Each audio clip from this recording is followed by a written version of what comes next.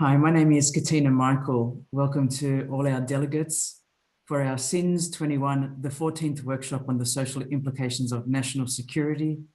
This is the welcome and context setting talk, and I'm presenting it on behalf of myself and Professor Kathleen Vogel of the School for the Future of Innovation in Society at Arizona State University. It's a momentous occasion for us after 15 years of these workshops, because we have a lot of the initial brigade coming back to present and to identify for us what's happening 15 years on. Many young people were attracted to this area of the social implications of national security in their 20s as a research domain. And some 15 years later, they are still working in this space. It began as the Research Network for a Secure Australia, this centre of excellence that was funded by the Australian Research Council to a very healthy $500,000. And then over time, over 5 years, additional injections of the same amount. We were asked to put in proposals for potential gaps in this area. And I remember putting up my hand as a newly graduated PhD in 2005-ish timeframe and saying, I'd like to contribute something. Why aren't you talking about human factors? To my absolute surprise, the convener, Professor Priyan Mendes from the University of Melbourne, and two of his collaborators who received the RNSA grant from the government said, that's a fine idea. How about we encourage young people and transdisciplinarity to come to the fore? So I'm forever indebted to Professor Priyan Mendes, who I believe is almost near retirement today, for his foresight and his belief in the research that I was proposing. The RNSA then moved on after 7 years. There was additional funding even after the 5th year, and I remember requesting more funding and it coming. And so we were able in the first 4 workshops to have complete volumes of proceedings, people flying from all over Australia and New Zealand and the Pacific Islands coming to the workshop. We had meals covered, we had all accommodation covered, and so much more. So we were focusing primarily on the Australian landscape, but as time went on, we realized that national security was just not about a single nation state.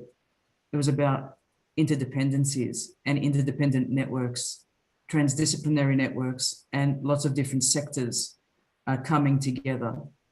And so important to us was that we were not going to stay Australian-centric, but we were going to go global. And I'm forever indebted to the initial academic institutions that took on the RNSA, including the Australian National University, the University of Sydney, the University of Melbourne, and some of those top player institutions globally. We then had our first international feeling at Ryerson University in Canada in 2013, and beyond that in Washington, DC, through Arizona State University several times, and since then at ASU's Tempe campus and so forth. This is our first holistically and wholly virtual event, and it has meant that international borders are really broken open. We've got people from so many different countries coming, and we thank those particular delegates from the UK at the moment. It's quite late there, but also as the day progresses, our US counterparts and their late evening. So thank you to everyone tuning in after hours from their day job. We appreciate it, but that's why this SINS21 is going to be extremely special. The potential events that the RNSA had really looked at as being important were things like, what caused Islamic radicalization, tactical surveillance issues, issues of critical infrastructure and the penetration of CIP and how we would go again towards protection. Surveillance became a big issue. Anti-ram raid and bollard designs and even blasts became a big issue with this RNSA. But as you can see, there was nothing really about the social implications of what all these sort of projected technological solutions might mean for a nation state or for its people. What would social securitization look like? Incredibly, within the first year of the research network, our workshops were identified as key milestones because they were both hard copy proceedings, but also generative collaborations towards other research council grants. And it was amazing to watch. Additional challenges we thought about looking at were, how do we bring researchers to work together? How do we share our facilities? How do we know who's working in which area across which domain? And so transdisciplinarity became a big thing at the time. And then this critical mass and the funding, where would the ongoing funding come from? So here's a snapshot of the 14 workshops. We did not hold anything in 2015. I was a road warrior at the time for the University of Wollongong as the international dean, and really wasn't at one spot long enough to hold anything. But we do have prospective people in the future. We have somebody who wants to host this next year, and it'll probably go to an Australian, and the year after. If anyone has any thoughts for 2023, please do let us know, and we can be very happy to hand on the baton. We've covered issues to do from information security, looking at data valence to Uber valence. We've looked at covert policing, location-based technologies, drones and unmanned aerial vehicles, the notion of point of view and surveillance. We've looked at implantable technologies in the military sector as proposed from some initial proposals, biometrics and regulation, how data has become alive, this new era of artificial intelligence, reliability, safety and trustworthy systems. And this year, we are looking at AI in cybersecurity, socio-technical and environmental considerations. And for that, I thank Kathleen Vogel for the prod.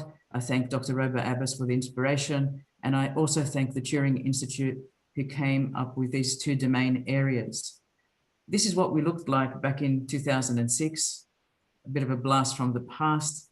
This was hosted at the University of Wollongong.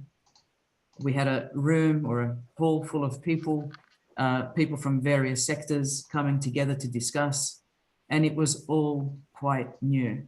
These social implications, these human factors.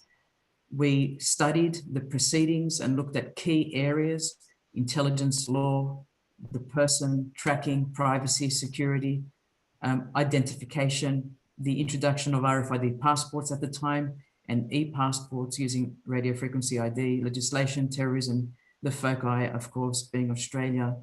But these apocalyptic narratives and evidence. We then proceeded, and you'll see a mix of students here to more mature researchers at the time. Some of these even more mature researchers have come back to present to us today, and I can't wait to introduce them later on in the day. But these young voices, some of whom you'll see again as our keynotes or our invited speakers, it gives me so much joy to actually say that it all began somewhere. And there were a lot of people mentoring young people through the system.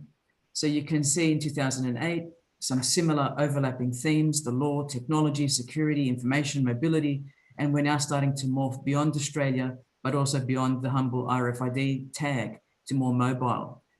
This is at ANU, and again, intersecting terms at the SINS workshops, the 4 proceedings volumes. Who knows, we may have a special issue emanating from this year's workshop, I sure hope so. But a lot of work and a lot of people have supported this over the years, and I'm so grateful for that support. This year, my inspiration came from Kathleen Vogel, our new Deputy Director at the School for the Future of Innovation and Society. And I say that she's come with all her armor and all her inspiration and thought. She's very quiet in general, but always leads from behind, but always is able to make things happen. So we're forever grateful for her presence, which brings us to this year's workshop on AI in cybersecurity, but we will also be looking more broadly at things beyond cybersecurity, friends. It's not just going to be about AI in cybersecurity. Some of our delegates won't be able to speak technically. In fact, they'll be talking about things that are close to their home in terms of emerging technology. So with that, I'll close this recording and say welcome.